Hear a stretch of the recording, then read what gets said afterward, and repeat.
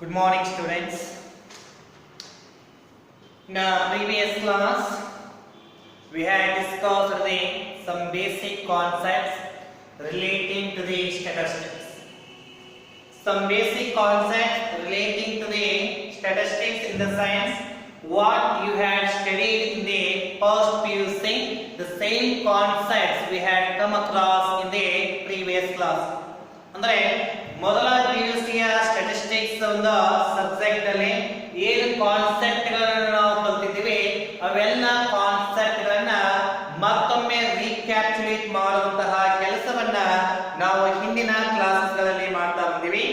ಆ ಒಂದಷ್ಟು ಕಾನ್ಸೆಪ್ಟ್ ಗಳಲ್ಲಿ ನಾವು ಅಧ್ಯಯನ ಮಾಡಿರುವಂತಹ ಒಂದಷ್ಟು ಕಾನ್ಸೆಪ್ಟ್ ಗಳು ಯಾವುದು ಅಂತ ಹೇಳಿದ್ರೆ ಅದರಲ್ಲಿ ಮೀನ್ ಕ್ಯಾಲ್ಕುಲೇಷನ್ ಆಗಿರ್ಬೋದು, ಸ್ಟ್ಯಾಂಡರ್ಡ್ ಡಿವಿಯೇಷನ್ ನ ಕ್ಯಾಲ್ಕುಲೇಷನ್ ಮಾಡುವಂತದ್ದು, ವೇರಿಯನ್ಸ್ ನ ಕ್ಯಾಲ್ಕುಲೇಷನ್ ಮಾಡುವಂತದ್ದು, ಮ್ಯಾಟ್ರಿಕ್ಸ್ ಯಾವ ರೀತಿಯಾಗಿ ಇರುತ್ತೆ ಎಂಬುದನ್ನ ಕ್ಯಾಲ್ಕುಲೇಷನ್ ಮಾಡಿದ್ವಿ. ನಂತರ ರೈಟ್, ಸೊ ಇವುಗಳಿಗೆ ಸಂಬಂಧಪಟ್ಟ ಹಾಗೆ ಸ್ವಲ್ಪ ಕಾನ್ಸೆಪ್ಟ್ ಗಳನ್ನ ನೋಡ್ತಾ ಬಂದ ಆ ರಿವಿಷನಲ್ aspect of the first PUC ನ ವೈಂಡ್ ಅಪ್ ಮಾಡಿ. And today in this class we are starting a syllabus, the first chapter of your syllabus called statistics subject, that is vital statistics. In short form it is called VS. VS stands for vital statistics. So here first in this chapter, in this class we will come across with this points here: introduction of the vital statistics, meaning of vital statistics, definition of vital statistics, methods and the measurement of population. So let me say how this concept called vital statistics comes into that.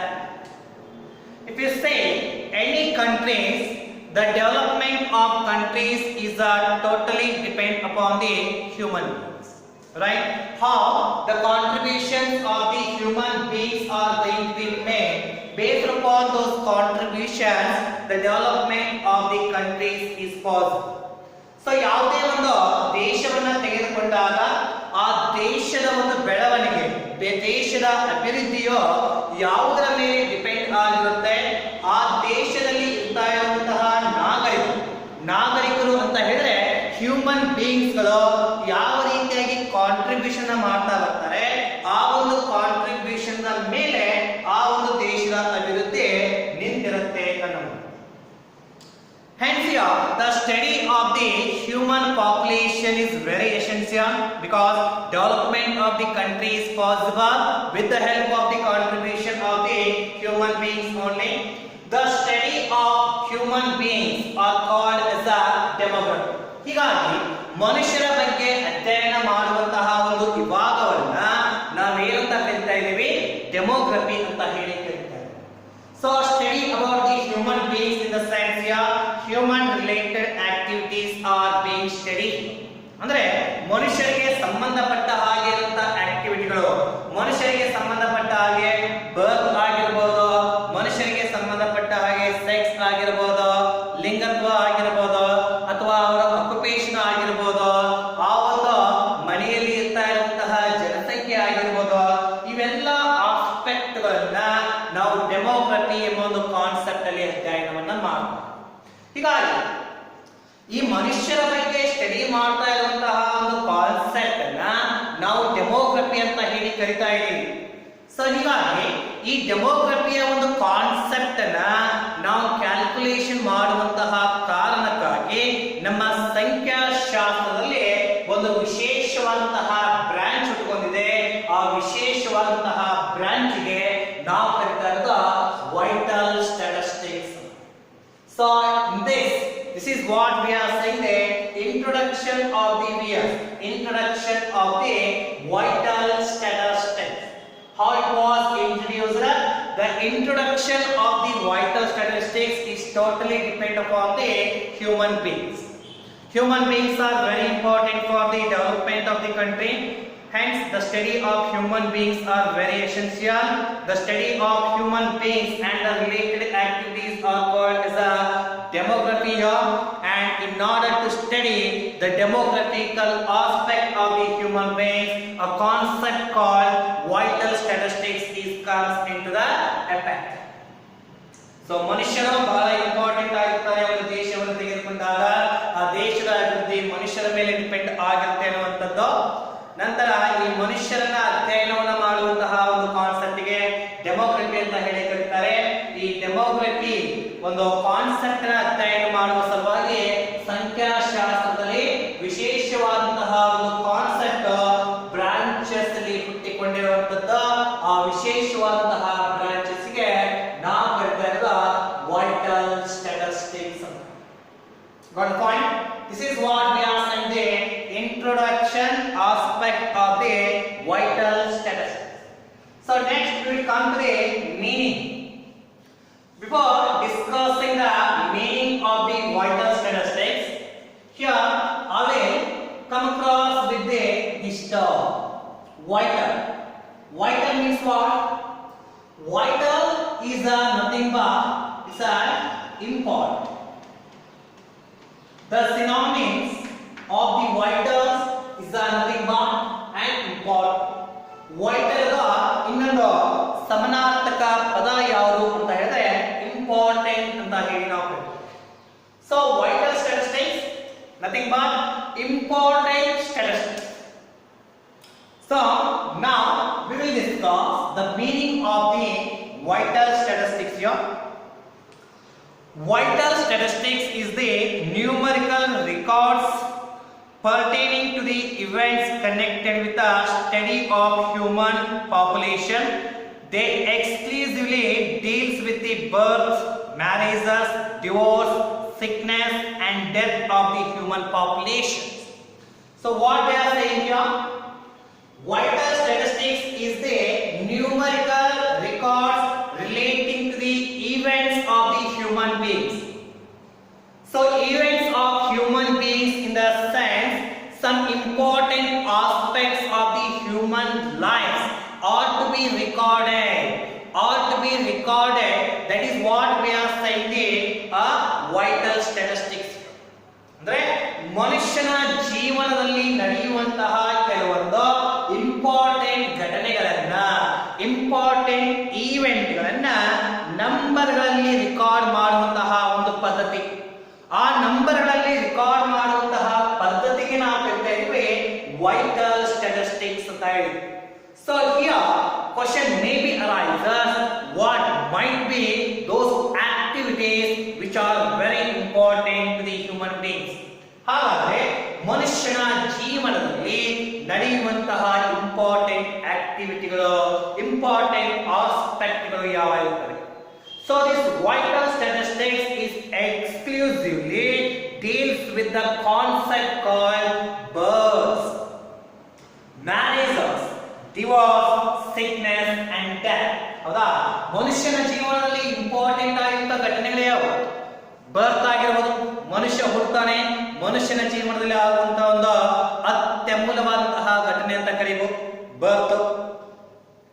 ನಂತರ sickness ಆಗಿರ್ಬೋದು, ಮನುಷ್ಯ ಕಾಯಿಲೆ ಬೀಳ್ತಾನೆ, ಅದು ಕೂಡ ಮನುಷ್ಯನ ಜೀವನದಲ್ಲಿ ನಡೆಯುವಂತಹ ಒಂದು ಘಟನೆ. ಮ್ಯಾರೇಜ್ ಆಗಿರ್ಬೋದು, ಮ್ಯಾರೇಜ್ ಆಗ್ತಾರೆ, ಹೌದಾ, ಮದುವೆ ಆಗೋದು, ಆ ಮದುವೆ ಆಗೋದು ಕೂಡ ಮನುಷ್ಯನ ಜೀವನದ ಒಂದು ಅತ್ಯಮೂಲ್ಯವಾದಂತಹ ಘಟನೆ ಕರೆ. ನೆಕ್ಸ್ಟ್ ಡೆತ್ ಆಗಿರ್ಬೋದು, ಡಿವೋರ್ಸ್ ಆಗಿರ್ಬೋದು, ಇವೆಲ್ಲ ಏನಪ್ಪಾ ಅಂದ್ರೆ ಮನುಷ್ಯನ ಜೀವನದಲ್ಲಿ ನಡೆಯುವಂತಹ ಒಂದಷ್ಟು ಘಟನೆಗಳು. ಇವೆಲ್ಲ ಘಟನೆಗಳನ್ನ ನ್ಯೂಮರಿಕಲ್ ಅಂದ್ರೆ ನಂಬರ್ ಅಲ್ಲಿ ರೆಕಾರ್ಡ್ ಮಾಡುವಂತಹ ಪದ್ಧತಿ ಏನಿದೆ ಆ ಪದ್ಧತಿಗೆ ನಾವು ಕರೀತಾ ಇರೋದು ವೈಟಲ್ ಸ್ಟ್ಯಾಟಿಸ್ಟಿಕ್ಸ್ ಅಂತ ಹೇಳಿ. So vital statistics is nothing but it is the numerical records relating to the human events, human activities like births, deaths, sickness, marriages, divorce, etc. That aspect is called as a vital statistics. ಮನುಷ್ಯನ ಜೀವನದಲ್ಲಿ ನಡೆಯುವಂತಹ ಅತ್ಯಮೂಲ್ಯ ಘಟನೆಗಳನ್ನ ನಂಬರ್ಗಳ ಮುಖಾಂತರ record ಮಾಡುವಂತಹ ಪದ್ಧತಿ. ಅವುಗಳ ಬರ್ತ್ ಆಗಿರ್ಬೋದು, ಡೆತ್ ಆಗಿರಬಹುದು, ಮ್ಯಾರೇಜಸ್, ಸಿಕ್ನೆಸ್, ನ್ಯೂಮರಿಕಲ್ ರೆಕಾರ್ಡ್ ಏನಿದೆ ಆ ಪದ್ಧತಿಗೆ ನಾವು ಕರಿತಾ ಇರೋದು ವೈಟಲ್ ಸ್ಟ್ಯಾಟಿಸ್ಟಿಕ್ಸ್ ಅಂತ ಹೇಳಿ. Okay, next we will come across with the definitions of the vital statistics. According to the Benjamin, according to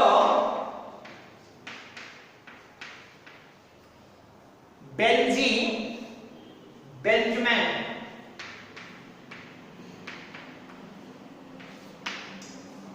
in his way, what actually the mean of the vital statistics. ಹಾಗಾದ್ರೆ Benjamin ಅವರ ಪ್ರಕಾರ vital statistics ಅಂದ್ರೆ ಏನು ಎಂಬುದನ್ನ ಈಗ ನೋಡ್ತಾ ಹೋಗೋಣ. According to the Benjamin, vital statistics is conventionally numerical records of marriages, birth, sickness and death by which health and growth of the community may be studied.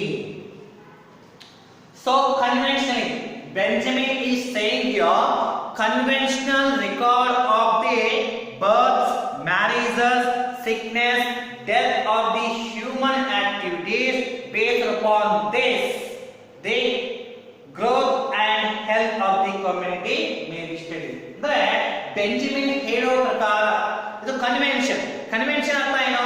ಪದ್ಧತಿ, right? It is a conventions, ಒಂದು ಪದ್ಧತಿ ಆಗಿದ್ದು ಈ ಪದ್ಧತಿಯ ಮುಖಾಂತರ ಮನುಷ್ಯನ ಜೀವನದ ಒಂದಷ್ಟು ಘಟನೆಗಳಾದ ಯಾವ ಘಟನೆಗಳು? ಮ್ಯಾರೇಜಸ್ ಆಗಿರ್ಬೋದು, ಸಿಕ್ನೆಸ್ ಆಗಿರ್ಬೋದು, ಡೆತ್ ಆಗಿರ್ಬೋದು, ಇವುಗಳನ್ನ ಅಧ್ಯಯನ ಮಾಡ್ತೀವಿ. ಈ ಅಧ್ಯಯನದ ಮುಖಾಂತರ ಮನುಷ್ಯನ ಜೀವನದಲ್ಲಿ ಹೆಲ್ತ್ ಮತ್ತೆ ಗ್ರೋತ್ ಯಾವ ರೀತಿಯಾಗಿ ಬದಲಾವಣೆ ಆಗ್ತಾ ಇದೆ ಎಂಬುದನ್ನ ಸ್ಟಡಿ ಮಾಡಲು ಸಾಧ್ಯ ಅಂತ ಹೇಳ್ತಾರೆ. ಆ ಸ್ಟಡಿ ಮಾಡುವಂತ aspect ಯಾವುದಾಗಿದೆ?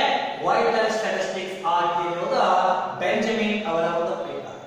So according to Benjamin, it's a conventionally record of the marriages, deaths, sickness, divorce and etc.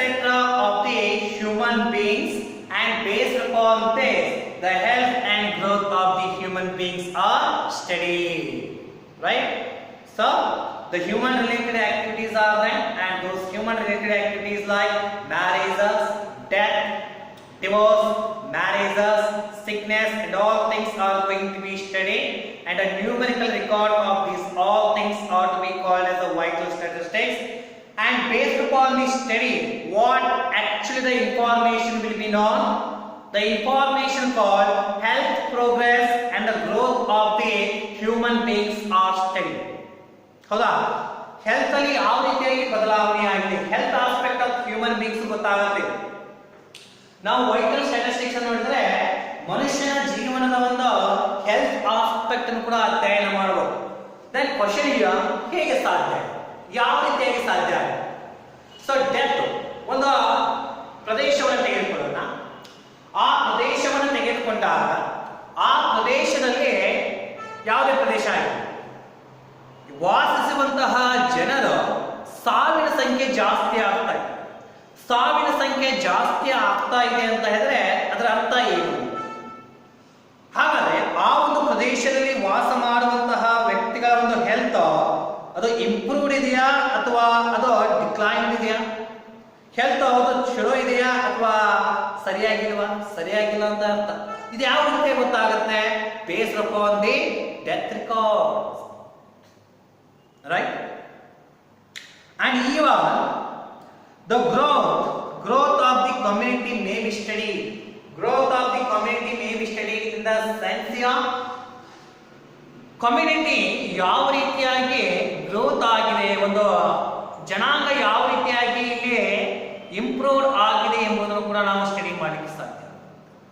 ಅದು ಯಾವ ರೀತಿಯಾಗಿ ಸಾಧ್ಯ ಆಗತ್ತೆ ಅಂತ ಹೇಳಿದ್ರೆ, ಇದು ನಾವು ಸ್ಟ್ಯಾಂಡರ್ಡೈಸ್ಡ್ ಡೆತ್ ರೇಟ್ ಅಂತ ನೋಡ್ತೇವೆ. ಅಂದ್ರೆ ಕಂಪ್ಯಾರಿಸನ್ ಮಾಡುವುದರ ಮುಖಾಂತರ ಒಂದು ಪ್ರದೇಶವನ್ನ ಇನ್ನೊಂದು ಪ್ರದೇಶಕ್ಕೆ ಹೋಲಿಸಿದಾಗ ಅಲ್ಲಿ ಇರುವಂತಹ ಮೆಡಿಕಲ್ ಫೆಸಿಲಿಟಿಗಳಾಗಿರ್ಬೋದು, ಅಲ್ಲಿ ಇರುವಂತಹ ಫುಡ್ ಫೆಸಿಲಿಟಿಗಳಾಗಿರ್ಬೋದು, ಇವುಗಳ ಆಧಾರದ ಮೇಲೆ ಗ್ರೋತ್ ಯಾವ ರೀತಿ ಆಗಿದೆ ಅಂತ ಕೂಡ ನಾವು ಕಂಡುಕೊಳ್ಳಬಹುದು. So here the Benjamin is saying what actually the vital statistics? Vital statistics is the numerical records of the marriages, birth, death, sickness and all things relating to the human beings. Based upon this, the health and growth of the communities may be studied. That aspect is called as a vital statistics. So vital statistics. So now we came to know what actually the meaning of the vital statistics. ಈಗ ನಮಗೆ ಗೊತ್ತಾಗಿದೆ vital statistics ಏನು ಅಂತ. Meaning ಅನ್ನು discussion ಮಾಡಿದೀವಿ, definition ನೋಡಿದೀವಿ, ನಂತರ introduction aspect ನೋಡಿದ್ಮೇಲೆ ವೈಟಲ್ ಸ್ಟ್ಯಾಟಿಸ್ಟಿಕ್ಸ್ ಅಂದ್ರೆ ಏನು ಅಂತ ಗೊತ್ತಾಗುತ್ತೆ. ಏನಾಗುತ್ತೆ vital statistics? Some important activities, some important aspect of the human beings are there, like marriages, birth, death, sickness, and all things. And based upon these all activities, we are going to make a numerical record. Right? So that is what we are saying here. Vital statistics is the numerical records of the some events of the human beings, like birth, death, marriages, divorce, sickness, etc. That aspect is called as a vital statistics. Okay? Now, methods of vital statistics. Yes, we are saying, of course, in our vital statistics, we are discussing some important activities of some important events of the human beings. ಮನುಷ್ಯನ ಜೀವನಕ್ಕೆ ಸಂಬಂಧಪಟ್ಟ ಮನುಷ್ಯನ ಜೀವನದಲ್ಲಿ ನಡೆಯುವಂತಹ ಒಂದಷ್ಟು important ಈವೆಂಟ್ಗಳನ್ನ vital statistics ಮುಖಾಂತರ ನಾವು ಅಧ್ಯಯನ ಮಾಡ್ತಾ ಇದ್ದೀವಿ. ಅದು ಬರ್ತ್ ಆಸ್ಪೆಕ್ಟ್ ಆಗಿರಬಹುದು, ಡೆತ್ ಆಸ್ಪೆಕ್ಟ್ ಆಗಿರಬಹುದು, ಮ್ಯಾರೇಜಸ್ ಆಗಿರಬಹುದು, ಡಿವೋರ್ಸ್ ಆಗಿರಬಹುದು, ಇವುಗಳ ಬಗ್ಗೆ ಅಧ್ಯಯನ ಮಾಡ್ತಾ ಇದ್ದೀವಿ. ನಿಜ. ಆದರೆ ಇವೆಲ್ಲ ಇನ್ಫಾರ್ಮೇಶನ್ಗಳನ್ನ ನಮಗೆ ಯಾವ ರೀತಿಯಾಗಿ ಸಿಗ್ತವೆ, ಯಾವ ಮೆಥಡ್ಗಳನ್ನ ಅಪ್ಲೈ ಮಾಡೋದ್ರ ಮುಖಾಂತರ ನಮಗೆ ಮ್ಯಾರೇಜಸ್ ಇನ್ಫಾರ್ಮೇಶನ್ ಸಿಗ್ಬೋದು, ಅಥವಾ ಒಂದು ವರ್ಷದ ಅವಧಿಯಲ್ಲಿ ಈ ಒಂದು ಪ್ರದೇಶದಲ್ಲಿ ಎಷ್ಟು ಸಾವುಗಳಾಗಿದೆ ಅಂತ ಹೇಳಿ ನಮ್ಗೆ ಗೊತ್ತಾಗಬೇಕು. ಹಾಗಾದ್ರೆ ಆ ಇನ್ಫಾರ್ಮೇಶನ್ ನಮಗೆ ಯಾವ ರೀತಿಯಾಗಿ ದೊರೆಯುತ್ತೆ, ಯಾವ ವಿಧಾನಗಳ ಮುಖಾಂತರ ಆ ಇನ್ಫಾರ್ಮೇಶನ್ಗಳು ನಮಗೆ ಸಿಗಬಹುದು. So that is what we are saying the methods of obtaining. obtaining ಅರ್ಥ ಏನು? ಗೆಟ್ಟಿಂಗ್ ಅಂತ ಹೇಳಿ. What are the methods are there? Through those methods we can get the informations of the human events. Birth, death, marriages, ಇವೆಲ್ಲ information ಅನ್ನ ನಾವು ಯಾವ ರೀತಿಯಾಗಿ collect ಮಾಡ್ತಾ ಹೋಗ್ತೀವಿ. So in this we have two methods. Through this we can get the information of vital statistics, like registration method.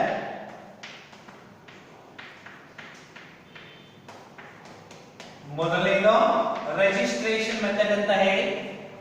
Second one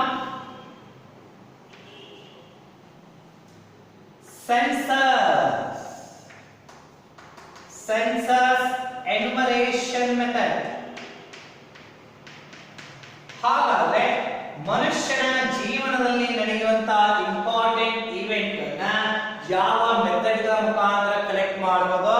ಒಂದು registration method ಅಂತ ಇದೆ, ಇನ್ನೊಂದು census enumeration method. So registration method means it is a method in which some important events of the human beings like marriages, death, divorce, sickness and all things are to be registered, continuously registered or recorded with the government authorities. ಅರ್ಥ ಏನು? ಹಾಗಾದ್ರೆ ಮನುಷ್ಯನ ಜೀವನದಲ್ಲಿ ನಡೆಯುವಂತಹ important ಈವೆಂಟ್ಗಳು, ಬರ್ತ್, death, marriages, sickness ಅಥವಾ hospital activity ಆಗಿರ್ಬೋದು, ಇವೆಲ್ಲವುಗಳನ್ನ registration method ಮುಖಾಂತರ ಪಡೆಯಬಹುದು. ರಿಜಿಸ್ಟ್ರೇಷನ್ ಅರ್ಥ ಏನು? These all things are to be recorded with the government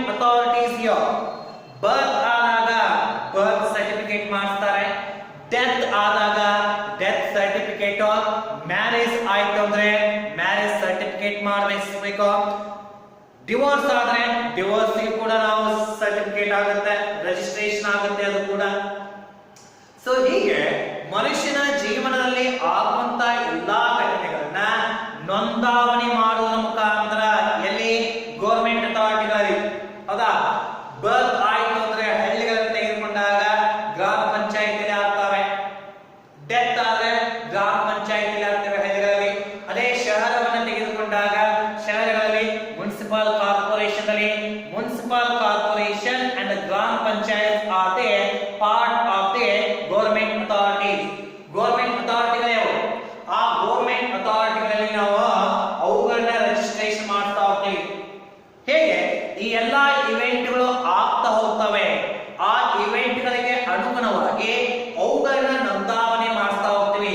ವರ್ಷ ವರ್ಷ ವರ್ಷ ವರ್ಷ ವರ್ಷ ಕೂಡ ಈ ರೀತಿಯಾಗಿ ನೋಂದಾವಣೆ ಮಾಡಿಸೋದ್ರ ಮುಖಾಂತರ ಮನುಷ್ಯನ ಜೀವನದಲ್ಲಿ ನಡೆಯುವಂತ ಇಂಪಾರ್ಟೆಂಟ್ ಇವೆಂಟ್ಗಳು ನಮಗೆ ತಿಳಿದು ಬರುತ್ತೆ. ಆ ಮೆಥಡ್ಗೆ ನಾವು ಕರಿತಾ ಇದೀವಿ ರಿಜಿಸ್ಟ್ರೇಷನ್ ಮೆಥಡ್ ಅಂತ ಹೇಳಿ. So here the registration of the human events are to be made with the local authorities or the government authorities. Through that registration we can get the information of the human events. That method is called the registration method. And second one here, census enumeration. ಜನಗಣತಿಯ ಒಂದು ವಿಧಾನ ಇದೆ. Census enumeration means here by way of census, by conducting a census here we are going to get the events of the human activities like births, deaths, marriages, sickness, all information, occupations, family incomes, those all informations are to be collected in the method called census, right? So this census is conducted in India once in a 10 years. 10 ವರ್ಷಕ್ಕೊಮ್ಮೆ ಜನಗಣತಿಯನ್ನ ಮಾಡ್ತಾರೆ. ಆ ಜನಗಣತಿಯಲ್ಲಿ ಜನರ ಈವೆಂಟ್ಗಳನ್ನ, ಜನರ ಅಂದ್ರೆ ಆ ಕುಟುಂಬಕ್ಕೆ, ಹೌದಾ, ಒಂದು ಫ್ಯಾಮಿಲಿ ಇರುತ್ತೆ. ಪ್ರತಿಯೊಂದು ಫ್ಯಾಮಿಲಿಯನ್ನು ಸ್ಟಡಿ ಮಾಡ್ತಾ ಹೋಗ್ತೀವಿ. ಆ ಫ್ಯಾಮಿಲಿ ಎಷ್ಟು ಜನ ಇದ್ದಾರೆ, ಎಷ್ಟು ಒಂದು ನ್ಯೂ ಬರ್ತ್ ಆಗಿವೆ, ಜನನ ಆಗಿದೆ, ಎಷ್ಟು ಜನ ಮರಣವನ್ನು ಹೊಂದಿದ್ರು, ಯಾವ ಮ್ಯಾರೇಜಸ್ ಆಗಿದೆ, ಇವೆಲ್ಲವುಗಳನ್ನ ನಾವು ಇಲ್ಲಿ ರೆಕಾರ್ಡ್ ಮಾಡ್ತಾ ಹೋಗ್ತೀವಿ. ಜನಗಣತಿ ಗೊತ್ತಿದೆ ನಿಮಗೆ, ಹೌದಾ? ಆ ಜನಗಣತಿಯನ್ನ ಪ್ರತಿಯೊಂದು ಮನೆಯನ್ನ ಮಾಡ್ತಾ ಹೋಗಿ ಇನ್ಫಾರ್ಮೇಶನ್ ಕಲೆಕ್ಟ್ ಮಾಡ್ತಾ ಹೋಗ್ತೀವಿ. ಅದು ಕೂಡ ಒಂದು ಮೆಥಡ್ ಇದೆ. ಸೊ ರಿಜಿಸ್ಟ್ರೇಷನ್ ಮೆಥಡ್ ಅಲ್ಲಿ ನೋಂದಾವಣೆಯನ್ನ ಮಾಡಿಸ್ತಾರೆ, ಅಲ್ಲಿ ಇನ್ಫಾರ್ಮೇಶನ್ ಸಿಗುತ್ತೆ.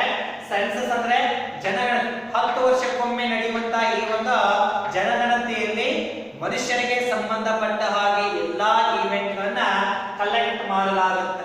ಅದಕ್ಕೆ ನಾವು ಕರಿತಾ ಇರೋದು ಸೆನ್ಸಸ್ ಎನ್ಯುಮರೇಷನ್ ಮೆಥಡ್ ಅಂತ ಹೇಳಿ.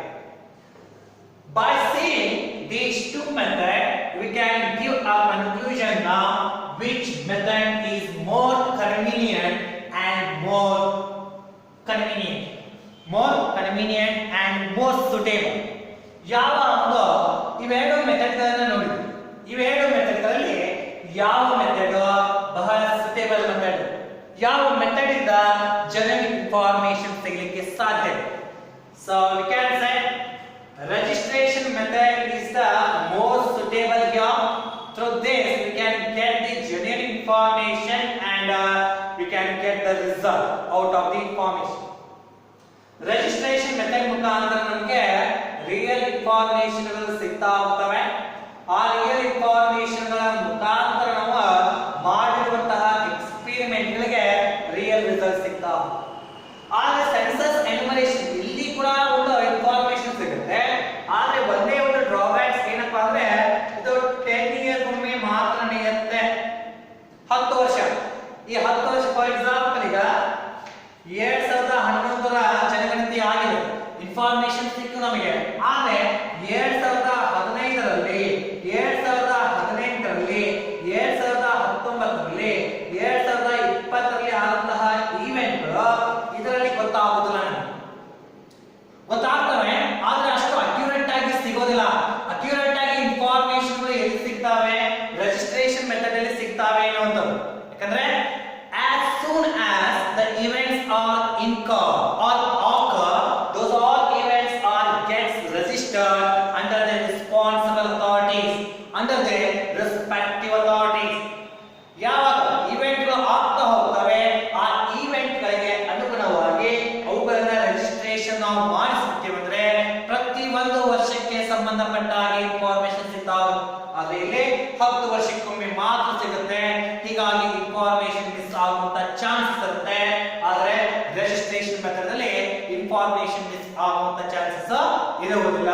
ಹೀಗಾಗಿ ಇವೆರಡು ಮೆಥಡ್ ಗಳನ್ನ ಕಂಪೇರ್ ಮಾಡಿದಾಗ ಯಾವ ಮೆಥಡ್ ಬಹಳ ಸೂಟೇಬಲ್ ಆಗುತ್ತೆ ಅಂದ್ರೆ ರಿಜಿಸ್ಟ್ರೇಷನ್ ಮೆಥಡ್ ಬಹಳ ಇಲ್ಲಿ suitable.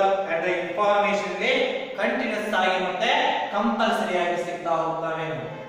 So these are the methods of obtaining the vital statistics.